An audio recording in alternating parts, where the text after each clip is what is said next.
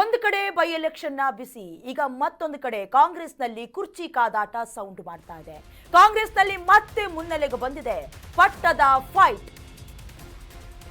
By election ಬಳಿಕ ಕೈನಲ್ಲಿ ನಿಜಕ್ಕೂ ಬದಲಾವಣೆಯ ಬಿರುಗಾಳಿ ಬೀಸತ್ತ ಲೆಕ್ಕಾಚಾರ ಆಗ್ತಾ ಇದೆ. ನಿನ್ನೆ ಸುರ್ಜೇವಾಲಾ ಜೊತೆ ಡಿಕೆ ಶಿವಕುಮಾರ್ ಪ್ರತ್ಯೇಕ ಮಾತುಕತೆಯಾಡಿದ್ದಾರೆ.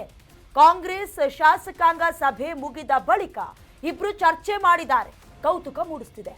ಶಾಸಕರು ಸಚಿವರು ಹೊರ ನಡೀತಾ ಇದ್ದಂತೆ ಇಬ್ರು ಮಾತುಕತೆಗೆ ಕುಳಿತುಕೊಂಡಿದ್ದಾರೆ. ಹಾಗಾಗಿ ಕುತೂಹಲ ಮೂಡಿಸ್ತಾ ಇರುವುದು ಡಿಕೆ ಶಿವಕುಮಾರ್ ಹಾಗೆ ಸುರ್ಜೇವಾಲಾ ಅವರು ಯಾವುದ್ರ ಬಗ್ಗೆ ಸುದೀರ್ಘವಾಗಿ ಚರ್ಚೆ ಮಾಡಿದ್ರು, ಅಥವಾ ಕೊಟ್ಟ ಮಾತನ್ನ ಮತ್ತೆ ನೆನಪು ಮಾಡುವ ಕೆಲಸ ಮಾಡಿದ್ರಾ ಕನಕಪುರ ಬಂಡೆ ಅಂತ ಸುರ್ಜೇವಾಲಾ ಜೊತೆ 10 ನಿಮಿಷಕ್ಕೂ ಹೆಚ್ಚು ಕಾಲ ಚರ್ಚೆ ಮಾಡಿರೋದು ಗೊತ್ತಾಗ್ತಿದೆ.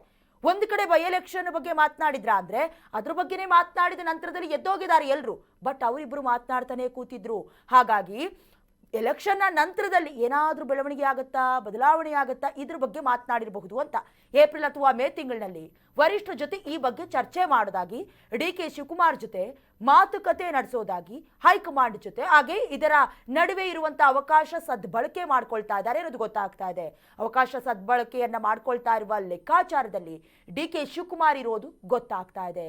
ಅಟ್ಲೀಸ್ಟ್ ಈಗಾದ್ರೂ ಹೈಕಮಾಂಡ್ ಕರೆಸಿ ಮಾತನಾಡ್ತಾರಾ ನೋಡ್ಬೇಕು.